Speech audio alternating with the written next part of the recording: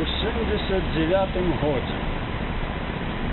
У 79-м вясной Міхась Чарняўскі мне сказаў, што па яго звестках на могілках у плябані, на закінутых могілках каталіцкіх, на якіх ужо даўно ніхто не хавае, некалі быў помнік паўстанцам Каліноўскім. Гэты помнік паставіў корпус аховы паграніча. За часы акупацыі польскай мяжа праходзіла непадалёк у гэтым месцы, яна была амаль пад Мінскам, і корпус аховы паграніча паставіў помнік. І трэба было знайсці гэта, таму што нешта ж павінна было застацца. І от мы паехалі, могілкі зараслі кустамі так, што трэба было прадзірацца, проста джунглі. Ну і пачалі шукаць. Таму што мы меркавалі, што помніка то ўжо можа не будзе, але можа рэшткі якія застануцца. І знайсці ўдалося мне якраз. Фактычна ў цэнтры гэтага могільніку, у тых зарослых літовях, трэба было проста ракам прадзірацца ў тых кустоў. І я знайшоў, значыць, застаўся такі куб чорнага мармуру, і якраз на гэтым кубе выпісаны 4 прозвішчы. Сярод іх Юліян Бакшанскі, вядомы паўстанец, пра яго Мальціс пісаў. Першы, ён быў кіраўнік гэтай групы, ён самы старэйшы там быў. І яшчэ былі 3 прозвішча, акрамя яго. Але я запомніў толькі адно – Ямант, по-мойму, Людвік. По-мойму, Людвік, магу. Давно было 19 гадоў. Малады. І вось гэты Ямант быў паплечнікам як бы Каліноўскага, но быў блізкі да Каліноўскага, быў паўстанец, і блізкі быў тым, што гэта яго сястра Марыля Ямант. А Каліноўскі быў з Марыляй у добрых адносінах. Такая гісторыя была вядомая, больш так, з вусных апавяданняў, і там іхная магіла. Што адбылося? Адбылася сутычка, бой атрада Бакшанскага, Юліяна, дзе былі гэтыя хлопцы, што загінулі, Людвік Ямант, з рускімі войскамі. І яны страцілі 4 чалавек забітых. Ноччу гэтых забітых прывезлі ў плябань і адспявалі ў плябанскім касцёле. Тады, ў 79-м годзе, ад плябанскага касцёла былі толькі сцены і франтоны, без даху. Ён стаяў абшарпаны, пабіты, і на гэтым касцёле плябанскім Менскі клуб альпіністаў рабіў практыкаванне, лазілі па гэтых сценах. Пры бальшавіках культывавалася непавага да рэлігіі, да помнікаў, да касцёла. Так вось у гэтым касцёле былі адспявалі гэтых паўстанцаў. Таемна было зроблена, таму што не трэба было, каб ведалі. І ноччу адпетых ужо іх пахавалі на гэтых могілках. Пахавалі так, паставілі крыжы, ўсё, каб рускія не ведалі, бо яны затапталі могілкі. У расейцаў была звычка, калі яны даведаваліся, дзе пахаваныя паўстанцы, альбо калі яны іх самі забівалі ці вешалі, то яны затаптывалі іх магілы. Так была затаптана магіла Нарбута казацкімі конямі. І гэтак жа сама яны зрабілі з Кастусем Каліноўскім. Дзе яго магіла невядомая. Ёсць такія звесткі, што быццам бы Каліноўскага пасля смерці кусце. Занеслі на гару Гедеміна, і там яго зімом закапалі, знішчылі. Магчыма гэта і так, хаця гэта ўсё трэба дакладна па дакументах праверыць, калі такія дзе дакументы засталіся. Бо нават нейкія глухія звесткі, там, успаміны, таксама, гэта слабыя доказы. Ну і вельмі важны доказ быў бы, каб зрабіць археалагічныя раскопкі, каб ведаць дакладна, дзе гэта. І гэта можна было папробаваць. Тады гэта таксама быў бы такі матэрыял для даследавання, які можна мог бы даць пэўны адказ. Так вот, знайшлі гэты помнік, гэтую магілу. Што рабіць? І вырашылі самі зрабіць на свой страх, зрабіць гэты помнік, зрабіць там такі, як бы, мемарыял. І ўзяліся за гэтую справу. Чарняўскі Міхась, Мікола Купава, Пётр Драчоў і яшчэ там шэраг мастакоў і Яўген Кулік і прыхільнікаў. Потым паставілі ў вядомасць Геннадзя Кахановскага. Кахановскі быў дырэктарам музея беларускага маладэчніка. І пачалі працаваць. Трэба было знайсці камень. Знайшлі велізарны камень. Велізарны, колькі там ён тон быў, цяжка сказаць. Адразу па дыяганалі, як уваходзіш на могілкі, зрабілі алею, вырвалі ўсе кусты, зрабілі алею, вымасцілі яе каменем, все, і паклалі гэты велізарны валун.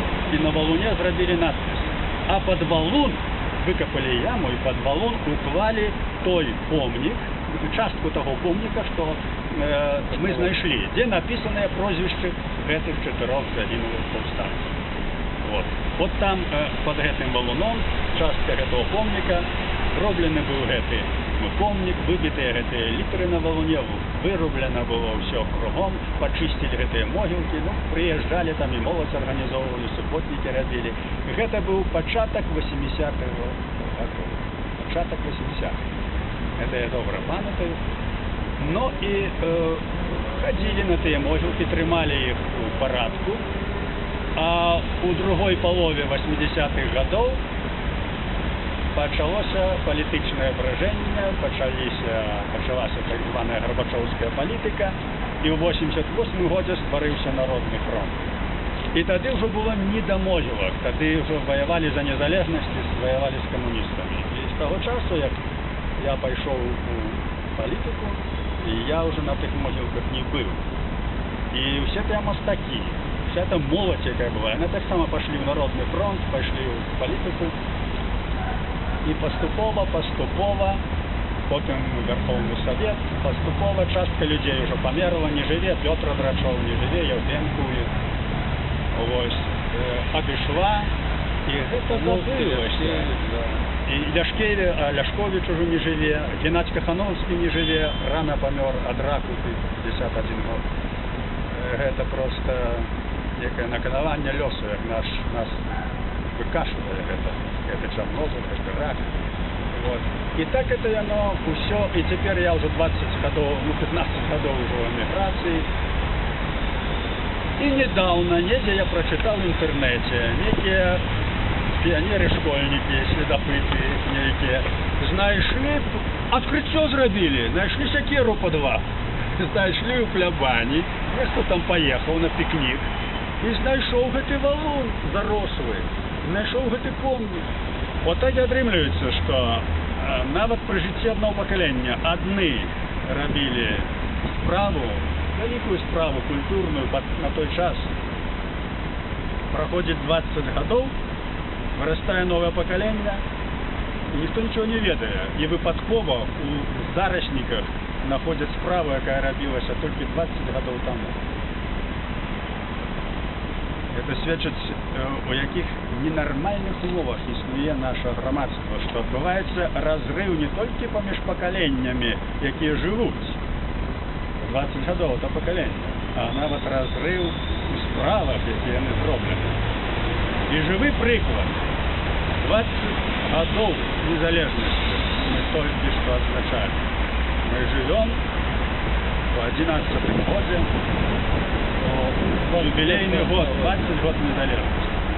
І гэта ўсё спляжана, знішчана, затаптана, нават стэнаграмы знішчаны рэжымам. І вырасла пакаленне, якое практычна, калі браць у цэлым, нічого не ведае.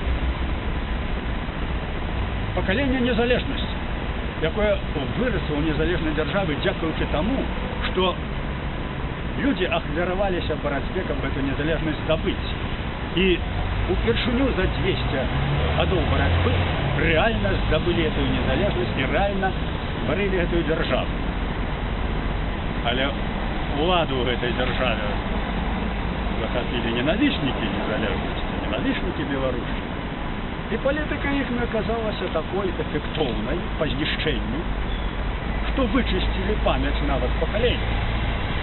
Это вялікая ненармальнасць, тому што не можа ніякі рэжым, ні фашысцкі, ні камуністычны, не можа вынішчыць памяць спелай нацыі.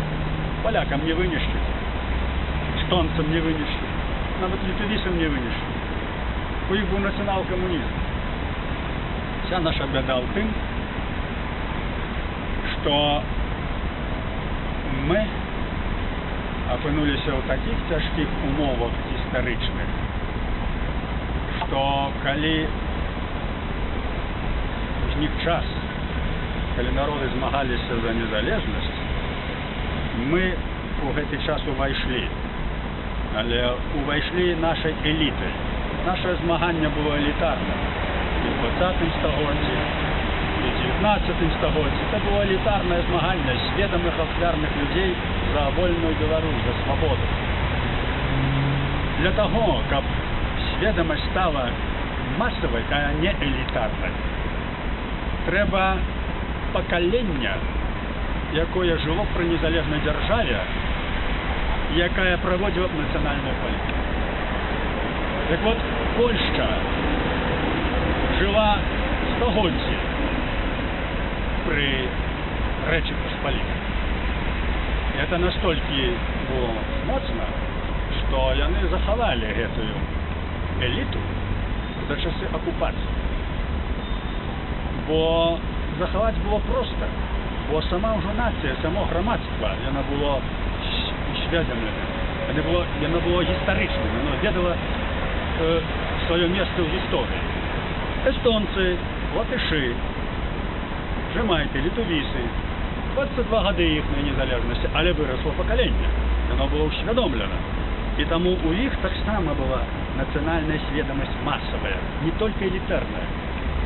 У нас на Беларусі все так развівалася, як і на Украіне, як у Літве, як у Эстоніі. Эліта стварыла Беларускую народную рэспубліку. Праіснавала 9 месяцаў, не паспела аформіцца яшчэ фактычную дзяржаву. І была знішчана, растаптана. Людзі тыя былі расстраляны, знішчаны. І маса народа засталася без эліты, засталася пад акупацыяй, стала аб'ектам маніпуляцыі, русіфікацыі.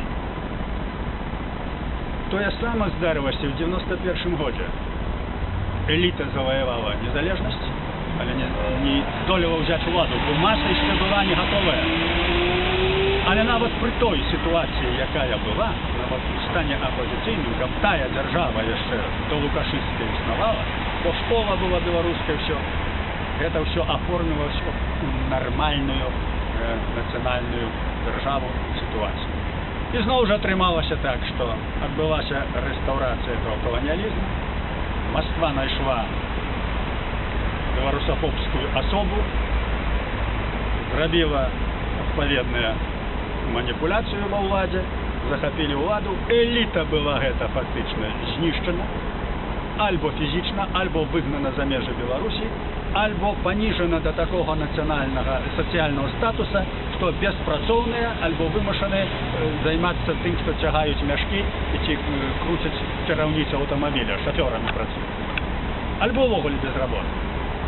Эліта, якая ўзнікла ў 91-м годзе, палітычная, яна практычна была вынішчана. Вось наша гісторыя, яна нагадвае сізіфавую працу. дзікую працу, потому што не хапае аднаго, не хапае тых 20 гадоў. Тыя 3 гады, якія былі нават пры той старой номенклатурнай уладзе, але калі была незалежная дзяржава, яшчэ не было гэтага антыбеларускага рэжыму, то 3 гады далі столькі, што мы яшчэ жывём гэтымі 3 гадамі. А каб гэта было 20 гадоў. Вот сутнасць у чым, што зараз цяпер пры эміграцыі на Беларусі наша задача складаецца ў тым, каб не даць знішчыць гэтую ліку, якая раскідана, разбіта, і аб'яднацца. Не даць знішчыць памяць, факты гэтай незалежнасці, факты гэтай памяці. З'яднаць гэтую сведамую эліту, сведамую сілу у адпаведную групу, адпаведны кулак, каб яна ўзяла на сябе адказнасць за будучыню нацыі. Такая сила была, это вот Народный фронт. Я постарались знішчыць, разбіць разам з Европой, што яны і стварылі ў 99 году. Так вот, гэта задача стаіць перед нами. Тут мы на могілках про это гаворым, перед магілай сяброўкі Кастуся Каліноўскага марылі яму, вспоминаючы тых маладых людзей, якія загінулі за бацькаўшчыну пад Менскам, і там пахаваныя, і там под гэтым каменем, які мы поставілі, на гэтым зноў зарослым могільнікаў знаходзяцца іхныя рэшткі. З гэтага мы павінны зрабіць выснову, мы павінны рэальна усведамляць, бачыць, у якім стане знаходзімся мы і знаходзіцца нашае змаганне, каб не рабіць пустых рэчаў, каб не кідацца ў некі маргіналізм, не залазіць у тупікі, у некія апендыксы, бо жыццё кароткае, чалавек можа пасвяціць жыццё некаму глупству. Мне жонка учора тэлефанавала з Нью-Йорка.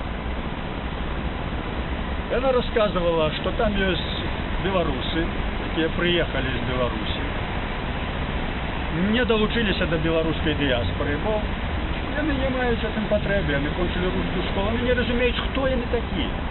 Они отрымали от незалежности усё, махчимость их сустрэли там як людей. Коли б не было этой державы, вы б никто.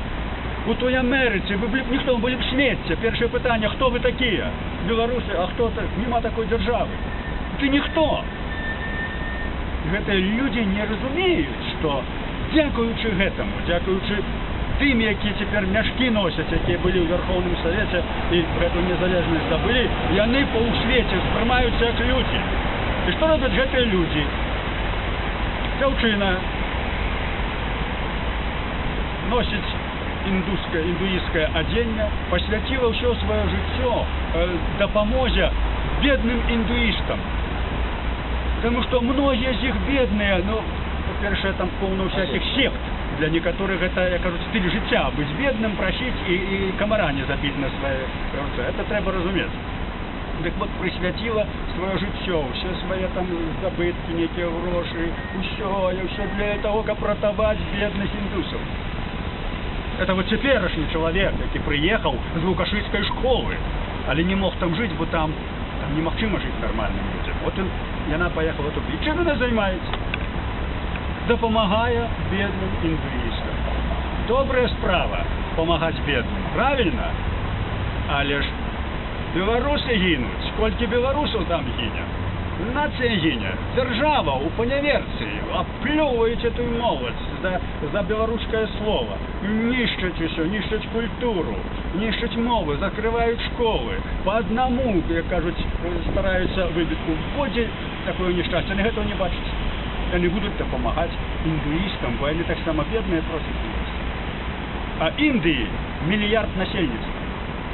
Это країна з тисячогодової історії. Це країна, з якої цивілізація починалася. Китай і Індія. Вона ніколи не загине. Это великая культура, велизарная нация. А мы можем в этой темре загинуть. И в этом Чорнобылю можем загинуть. Чому лепше бы она помогала чорнобильцам? Детям нашим хворым, 70% детей хворые от этого Чернобыля. Ты поможи им, своей душе, своей крови. Вот что значит идеология. Вот что значит человек жил у цемры и вырос сляпы, кончивши университет. А он сляпы. Он кончил университет, он сляпы. И энергию свою, доброе, что есть у души, его есть доброе, он хочет нечто зробить доброе, нечто допомогчи. Але коли сляпы, он не ведает, что робить. И он занимается маргинальными справами. Нация гине, он будет заниматься другим. Корабель тоня, а мы будем чемоданчик с золотом ротовать, чтобы выкинуть его за борт, балластами. Ну, это наша рэчаіснасць пачварная, бо пачварная рэчаіснасць заўсёды ўзнікае, калі ўзнікае пачварная сацыяльная сітуацыя. Альбо беднасць, альбо окупацыя, альбо диктатура, альбо маразм. Это мы переживаем. Но самое страшное, что мы переживаем на Беларуси, это почуццё сораму. Бо нацию унизили, великую культуру белорусскую, великую цивилизацию, великие здобытки, якая была на таким высоким уровне. Это такой хороший народ. И его так зневажаюць. То есть найгорше это адчуванне сораму, что як можно дожить до того, что серьезно успрымаць вар'ята, ніякого права, ні морального, ні юридичного кіраваць, быць ва ўладзе, кіраваць этой державой. Они падтрымліваюць. І не один, не два, не 3 тысячи. Вось нам у гісторыі трэба, відаць, перажыць было гэты сорам.